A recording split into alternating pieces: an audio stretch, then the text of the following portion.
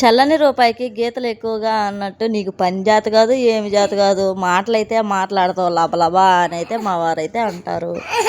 ఎప్పటికైనా నిజం ఒప్పుకోవాలి కదా, నాకు కర్రీస్ కంటే పచ్చళ్ళే బాగా చేస్తా, టేస్ట్ కూడా సూపర్గా ఉంటాయి. నేను కారం తిన్నట్టు మా ఇంట్లో మా మామ, మా పిల్లలు, మా వారు ఎవరు కారం ఎక్కువగా తినరు, నేనే ఎక్కువగా తింటా. ఏ కర్రీ చేసినా కారం అయితే దిట్టంగా వేస్తా. మా వారు అప్పుడే అనేస్తారు, నువ్వు గొడ్డు కారం తింటే మేము కూడా గొడ్డు కారం తింటావా, మాకు అలవాటు లేదమ్మా కారం అని అయితే అంటాడు. ఇంకా వాళ్ళు కారం తినకపోతే మనం ఎక్కువ వేసుకొని కర్రీస్ పాడేసేది తప్పించి ఏముండదని నేను కూడా కారం తగ్గించి అయితే వేస్తాను. ఎంత కారం తగ్గించినా కర్రీస్లోనే తగ్గిస్తాను, కానీ పచ్చడి చేసుకుంటే మాత్రం గోవలు గుయ్యి అనే మోయనైతే పచ్చడి చేస్తాను. ఆ పచ్చడి చేసిన రోజు వాళ్ళకి సపరేట్గా ఏదో ఒకటి కర్రీ అయితే చేయాలా, వాళ్ళైతే తినరు. మనమైతే గొడ్డు కారం బ్యాచ్ కదా, మనమైతే తింటాము.